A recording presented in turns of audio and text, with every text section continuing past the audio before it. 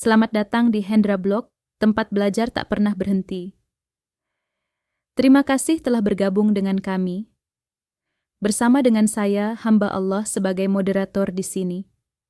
Mari kita mulai terjemah Daqaiqul Akhbar bab 8, Setan dan caranya merobek iman.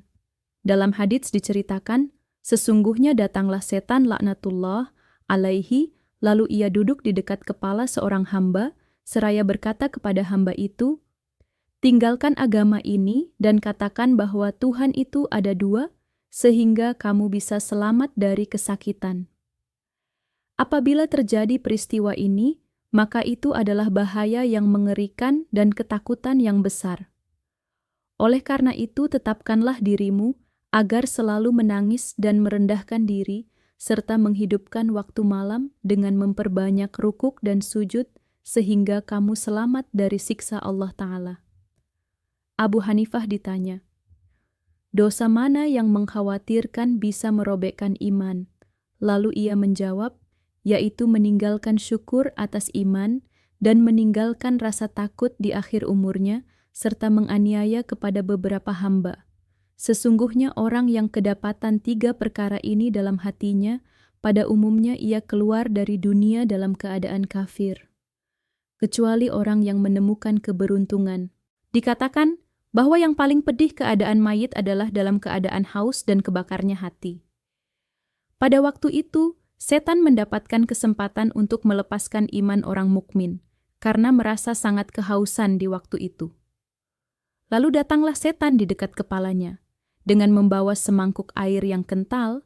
Kemudian setan menggerak-gerakkan mangkuk itu pada orang mukmin. Lalu orang mukmin itu berkata, "Berilah aku air."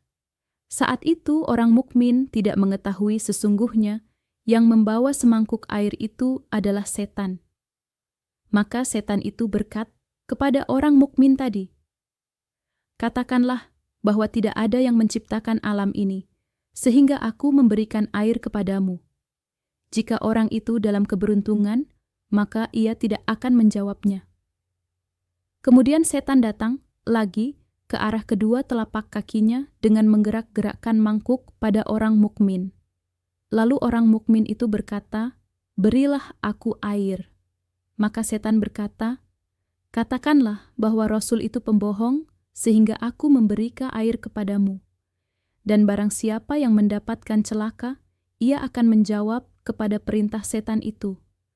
Karena sesungguhnya orang itu tidak sabar atas kehausan, lalu keluarlah ia dari dunia dalam keadaan kafir. Na'udzubillah, dan barang siapa yang beruntung, maka ia akan mengembalikan ucapannya setan itu dan berpikir siapa yang ada di hadapannya itu." Ada sebuah riwayat, sesungguhnya Abu Zakariyah adalah seorang yang zuhud. Tatkala ia mendekati ajalnya, datanglah teman-temannya. Pada waktu itu, ia dalam keadaan sakaratul maut, kemudian temannya mengajarkan kalimat tayyibah, yaitu lafaz, "Tidak ada Tuhan kecuali Allah, dan Muhammad adalah utusan Allah."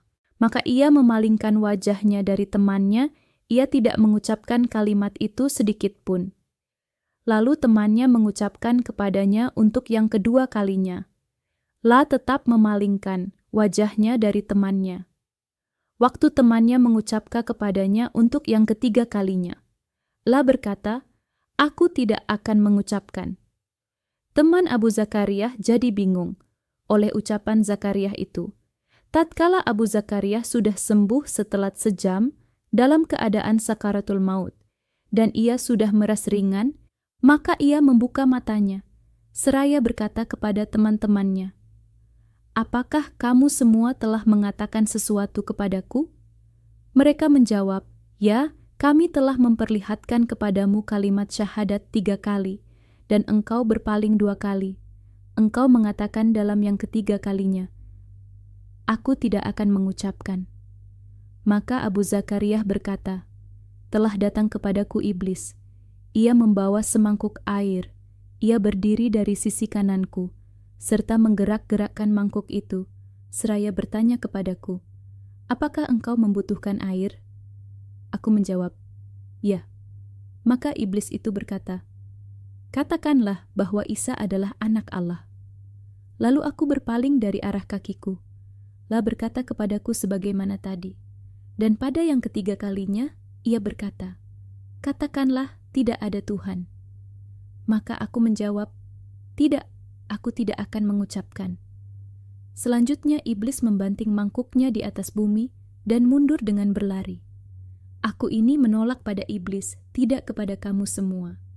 Aku bersaksi bahwa tiada Tuhan selain Allah, dan aku bersaksi bahwa Muhammad adalah hambanya dan rasulnya. Berdasarkan hadits ini, ada sebuah riwayat dari Mansyur bin Ammar. La berkata, apabila telah dekat matinya seorang hamba, maka dibagilah keadaannya, hamba itu menjadi 5 bagian.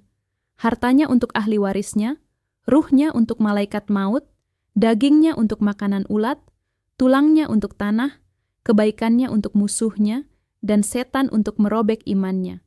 Kemudian ia berkata lagi, kalau ahli waris menghilangkan hartanya adalah diizinkan. Kalau malaikat maut menghilangkan nyawa adalah diizinkan. Kalau ulat memakan dagingnya adalah diizinkan. Dan kalau musuh-musuhnya menghilangkan kebaikan adalah diizinkan. Semoga iman tidak hilang ketika mati. Sesungguhnya hilangnya iman berarti berpisah dari agama. Sedangkan pisahnya ruh dari jasad adalah tidak berpisah dengan Tuhan. Dan berpisahnya ruh itu, tak seorang pun yang mengetahui setelah pisahnya itu.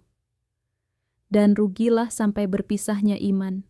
Terima kasih banyak telah menonton. Jika Anda menikmati video ini, pastikan untuk menyukai, berlangganan, dan menekan ikon lonceng agar Anda tidak pernah melewatkan konten terbaru kami. Kami menghargai dukungan Anda dan berharap dapat menghadirkan lebih banyak video menarik. Nantikan dan sampai jumpa di lain waktu.